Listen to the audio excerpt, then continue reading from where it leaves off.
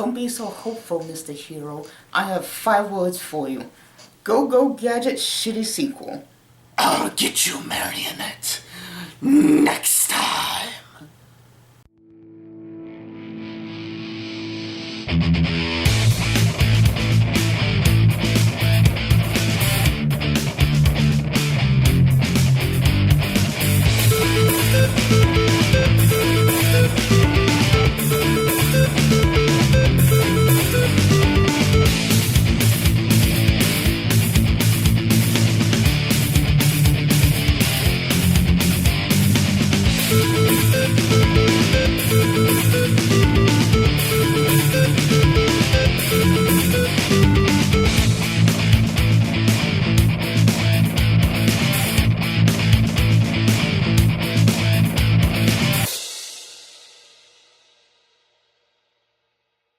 The movie starts with our inspector, now played by French Stewart, on a stakeout for crime, but criminals have been laying low since Claw was put away.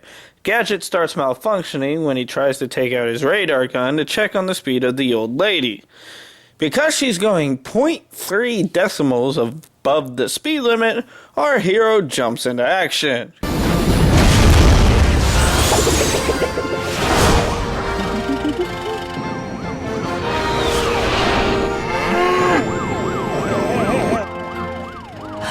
Oh my! Stop in the name of the law!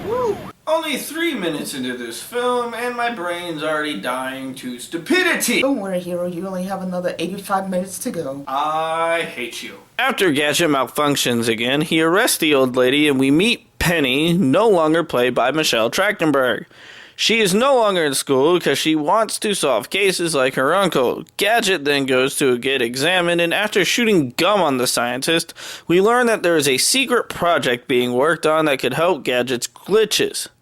The chief is furious that Gadget arrested his mother, and we learn why there's no criminals left.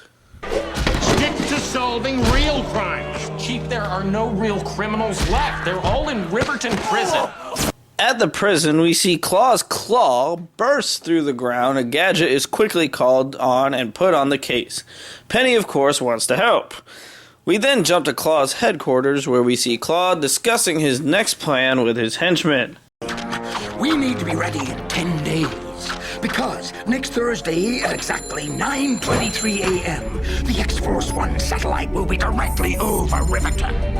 And by then, we need to steal ion fuel cells, a protoid laser, and a ruby.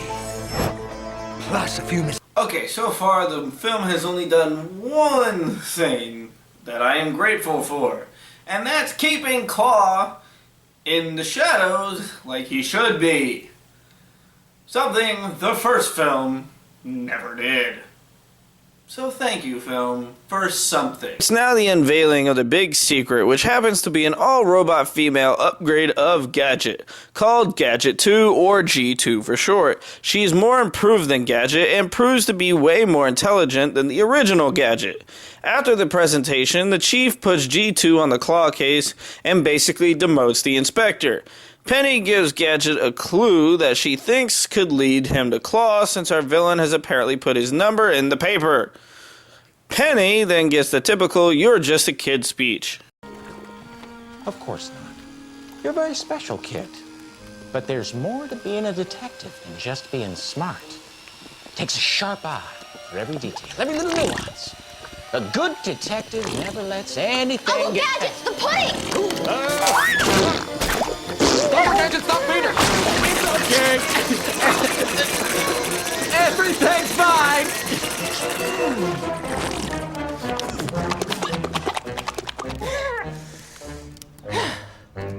Ugh. Well, it's a good thing I wore an apron. It's okay, Gadget. I prefer Jell-O anyway. Gadget goes undercover at the Blue Monkey, but it really doesn't help much because his cover is quickly blown as the bar patrons beat the crap out of him. G2 shows up and quickly saves the day. Afterwards, Gadget does his best to try to convince G2 to join forces before Penny is found by a cop with evidence against Claw to create a stakeout which Gadget is demanded not to go to. but he does anyway. She certainly is well equipped, isn't she? Ooh, Gadget's got a girlfriend. Gadget's got a girlfriend. Don't be silly, Gadget Mobile. Our relationship is strictly professional. So, question for you. What happened to Brenda? You know, the love interest from the first film? Did they forget to write her in, or what? Obviously, she's not in the movie. One love interest and give us another. Fuck you, film. The stakeout goes as predictable as it can be, with G2 showing us how awesome she is in taking down the crooks, but of course Gadget screws up and ends up getting them tied together, letting the bad guys escape. The Chief is furious and demotes Gadget to being a janitor.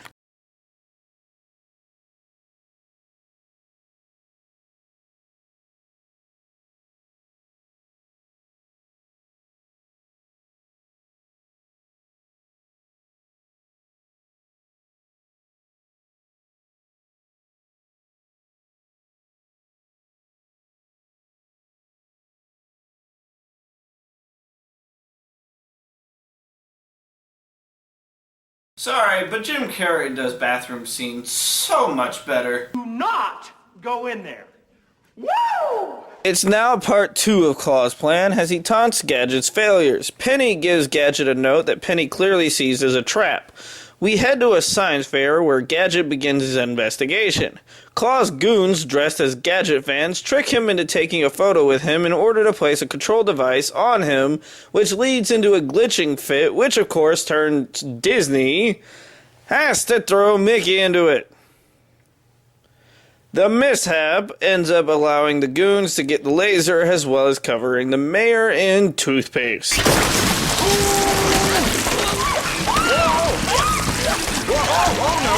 Relax, Mayor Wilson. It's only toothpaste. Remember, kids, brush twice a day.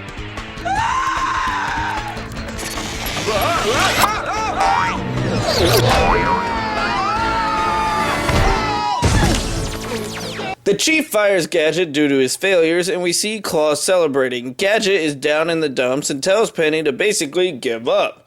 We then get a montage of Gadget going through job after job while Penny researches where the bowling shoe came from. Claw starts his final part of his plan as we jump to a fundraiser and G2 notices something about the band. G2, notice anything suspicious about those musicians? Aside from the fact that the music doesn't match the instruments they're playing? Claw wastes no time in his plan as he releases laughing gas, stealing the Joker's ideas, making the entire room useless. G2 tries to stop him, but of course she falls victim to a giant magnet and Claw gets away.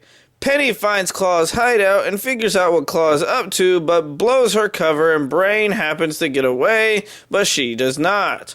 The mayor is furious about the events and demands the Gadget program be shut down, and G2 gets real emotional. Oh great, the robot is developing feelings. That is a human emotion, by the way. So you know where this is going to end up. Robot's falling in love with a cyborg. Yup. Gadget, feeling sorry for G2, sneaks into the tech room and reactivates her before she gets scrapped. Brain finds Gadget and they use the dog translator presented at the science convention to understand what he's saying. What I want to bring up is the translator.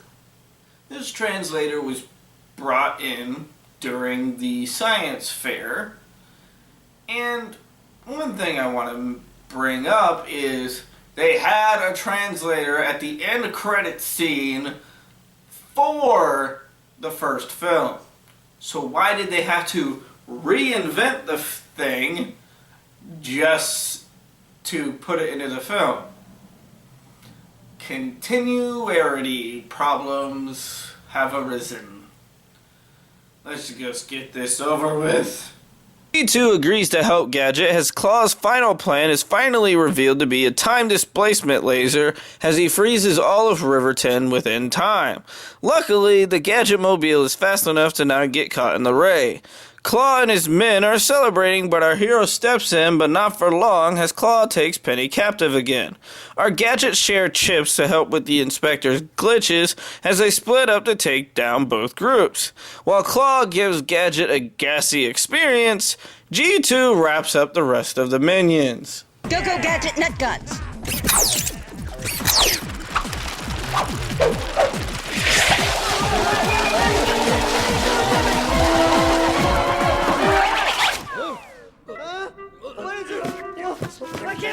I guess glitches sometimes do have their benefits. Let me out! Hey! Get me out of here, will you? What are you doing? Looks like this case is about wrapped up.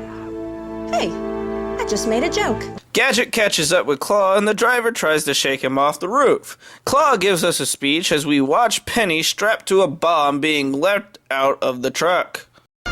Don't worry, Penny! I'm coming!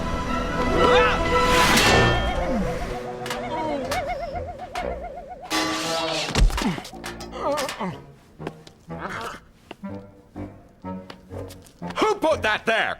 Why the fuck was that joke actually funny? I should not be laughing right now. Fuck you, movie. We get the typical "you're the only one who matters" speech right before the bomb explodes. Cool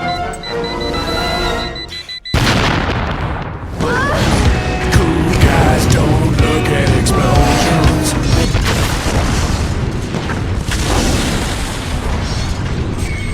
Of course, our heroes survive even after G2 thinks they didn't, and Gadget gets Claw by using his bubblegum gun and putting the villains in a sticky situation. Here comes the good part.